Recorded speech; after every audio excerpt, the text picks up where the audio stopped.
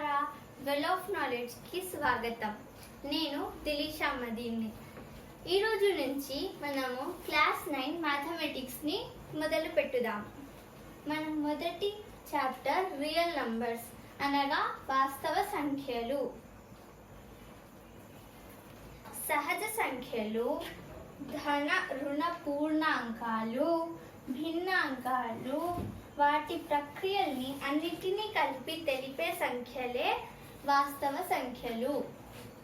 అంటే సహజ సంఖ్యలు అంటే న్యాచురల్ నంబర్స్, ధన రుణ పూర్ణ సంఖ్యలు అంటే ఇంటీజర్స్, పూర్ణాంకాలు హోల్ నంబర్స్, అకరణీయ సంఖ్యలు రేషనల్ నంబర్స్, కరణీయ సంఖ్యలు ఇర్రేషనల్ నంబర్స్, ఇవన్నీ కలిపితే రియల్ నంబర్స్ అనగా వాస్తవ సంఖ్యలు.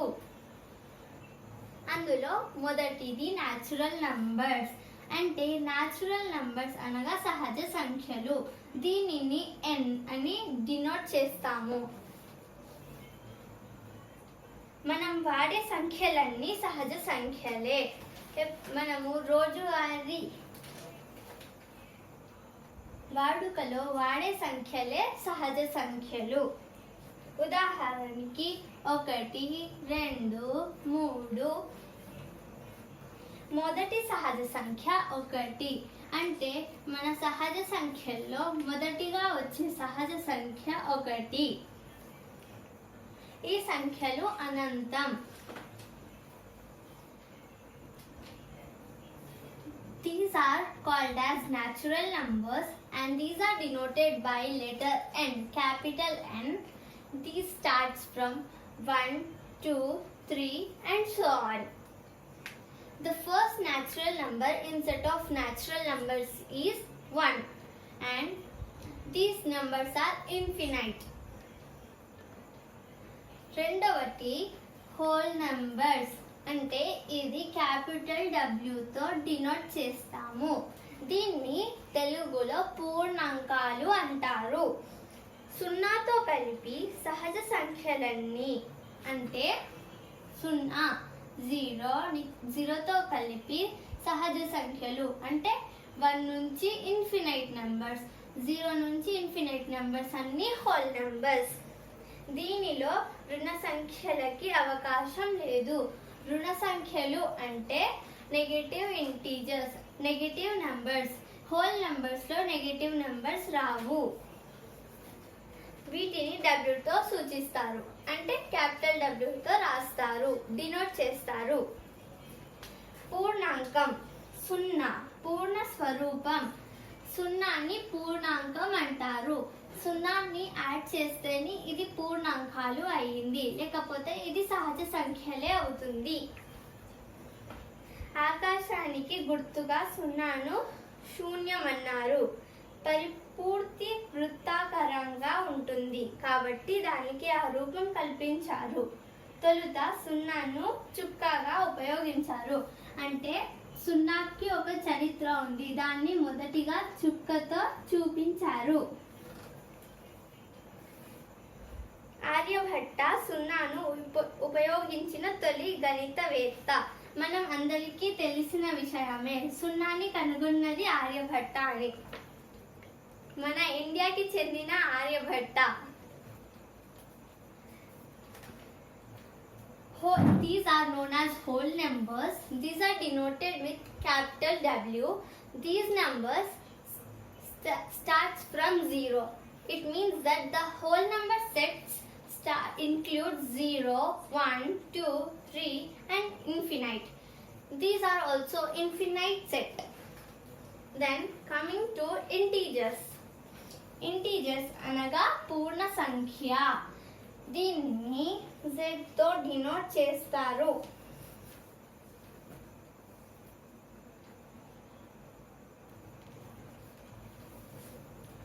జీరో అంటే 0ని ఆధారం చేసుకొని ఉన్న సంఖ్యలు. అంటే దీనికి ఇంటీజర్స్కి బేసిక్గా ఉండే నెంబర్ 0. 0కు ఎగువన ఉండే ధన సంఖ్యలు. అంటే 0కి రైట్ సైడ్ అంటే 0 కన్నా ఎక్కువ నెంబర్స్ని ధన సంఖ్యలు అంటారు. అందుకే పూర్ణ సంఖ్యలో ధన సంఖ్యలు ఉంటాయి. దిగువన ఉండే రుణ సంఖ్యలు అంటే 0 కన్నా తక్కువ నెంబర్లు అనగా ఈ నెంబర్స్ -1, -2, -3 ఇంకా నెగిటివ్ నంబర్స్ని రుణ సంఖ్యలు అంటారు. ధన రుణ సంఖ్యకాన్ని 0 అంటే ఈ మూడింటి సమూహమే పూర్ణ సంఖ్య సమితి. అంటే ఏ మూడిటి సమితి? ధన సంఖ్యలు, రుణ సంఖ్యలు ఇంకా పూర్ణాంకం. అంటే పూర్ణాంకం అంటే 0. ధన సంఖ్యలు, రుణ సంఖ్యలు, పూర్ణాంకం అంటే negative integers, not positive integers. వీటిని Z తో సూచిస్తారు. దీనిని క్యాపిటల్ Z తో డినోట్ చేస్తారు, చూపిస్తారు.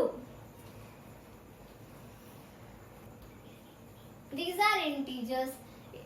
Set of integers consists negative integers, 0 and positive integers.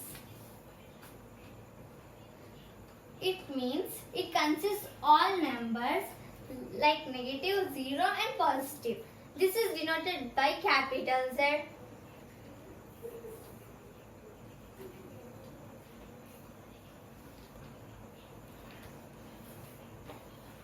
Rational numbers, దీన్ని అకరణీయ సంఖ్యలు అని చెబుతారు. రెండు పూర్ణాంకాల్ని భాగిస్తే వాటి భాగఫలం పూర్ణాంకం కాని సంఖ్య. అంటే రెండు పూర్ణాంకాలు అంటే రెండు హోల్ నెంబర్స్లోని ఏవైనా రెండు అంకెల్ని తీసుకొని అనగా 2/3 ఏవైనా అంకెల్ని తీసుకొని దాన్ని భాగంగా చేస్తే దాన్నే మనం అకరణీయ సంఖ్య అని చెబుతాము. ఈ సంఖ్యల్ని Q అనే అక్షరంతో సూచిస్తారు. ఎందుకంటే కోషంట్ అనే పదం అంటే డివిజన్స్ లో మనం కోషంట్ అనే పదం యూజ్ చేస్తాం కాబట్టి Q అనే పదంతో దీన్ని సూచిస్తారు. కోషంట్ లోని ఫస్ట్ లెటర్ Q, అందుకనే రేషనల్ నంబర్స్ ని కూడా Q తోనే సూచిస్తారు. Rational numbers. These are the numbers which are represented in the form of P/Q. That means here P and Q are integers. That means they are two integers.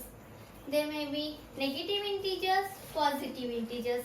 But the rule is the denominator, that means Q, should not be equal to 0.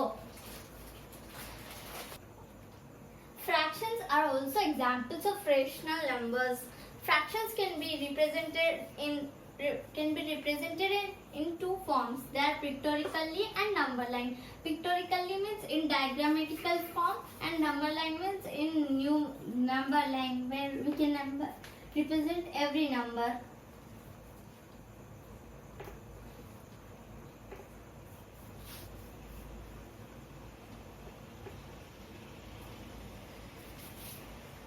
Fractions అనగా భిన్నం.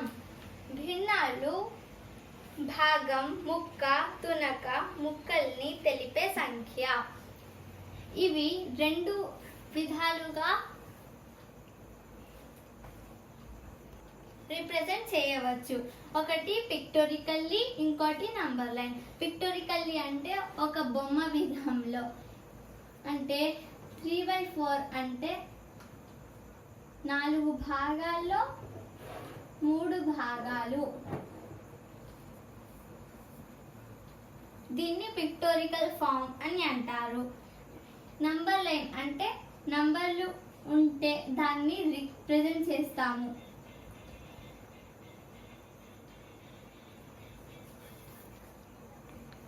దీన్ని పిక్టోరికల్ form అంటారు, దీన్ని number line అంటారు. Irrational number అనగా దీన్ని కరణీయ సంఖ్య అంటారు. రెండు పూర్ణాంకాల్ని భాగిస్తే వచ్చే భాగఫలం పూర్ణాంకం కాకుండా దశాంశమై ఉండాలి. ఆ దశాంశం కూడా ఆవర్తనం కాకుండా, అంతము కాకుండా అనంతంగా వస్తూనే ఉండే సంఖ్య. అది తెంపులేని భాగాహారం. ఈ సంఖ్యల సమితిని S అనే అక్షరంతో సూచిస్తారు. కరణీయ సంఖ్యని S అనే అక్షరంతో సూచిస్తారు. ఇంకా మనము రెండు నెంబర్లని తీసుకొని భాగం చేస్తే అవి నాన్ టర్మినేటింగ్, నాన్ రికరింగ్ అవ్వాలి. అంటే రెండు non terminating and non recurring.